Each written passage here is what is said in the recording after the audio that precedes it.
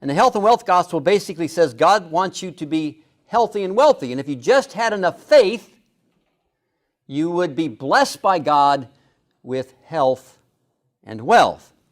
Part of the health and wealth gospel is based on the use of certain proverbs, such as Proverbs 12:21, which says, "No ill befalls the righteous, but the wicked are filled with trouble." So if you're experiencing trouble, you must be wicked. Or a proverb like 10:22, "The blessing of the Lord makes rich, he adds no sorrow with it." How do you know if you're being blessed by God? Well, doesn't this proverb say that the blessing of the Lord makes rich?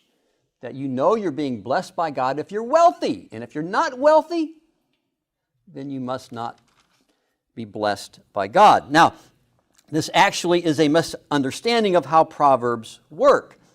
Proverbs, these short individual sayings, are not meant to be universalized. They're not meant to apply to every situation in life. These individual sayings are situation specific. They give a slice of life.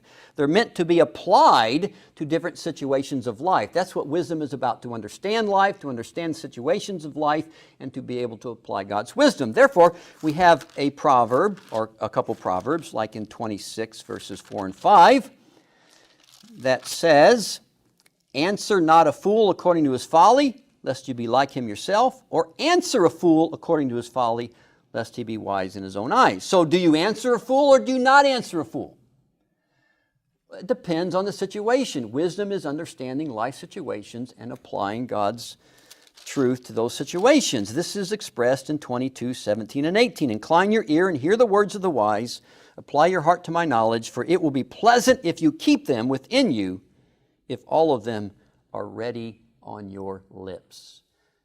Use Proverbs in life situations. They are not meant to be universalized. There are some proverbs in the book of Proverbs that sort of tell us this.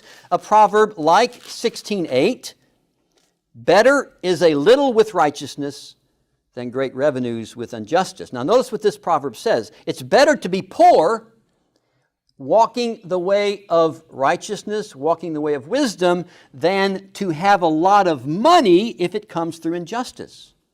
There are several of these better than sayings in the book of Proverbs. What these teach us is that wealth cannot be used as a standard to judge a person's life. Wealth cannot be used as a standard to judge our relationship with God. So what do we do with these Proverbs that we looked at earlier? Well, here's the way you can approach them.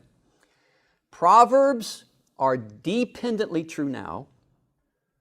They depend on extenuating circumstances. They're meant to be applied to life situations, but they are ultimately true for the believer. In other words, if you look at these Proverbs again, Proverbs 10:22, "The blessing of the Lord makes rich, and he adds no sorrow with it." There's coming a day when I will experience all of the blessings that God has for me, including wealth. I will have no needs whatsoever, all taken care of. Now we know that that day will not come until Jesus Christ comes again.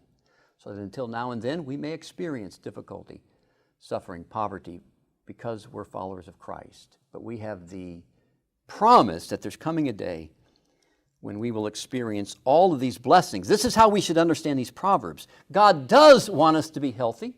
God does want us to be wealthy. It's just when. It's when Christ comes that we will experience the fullness of his blessings.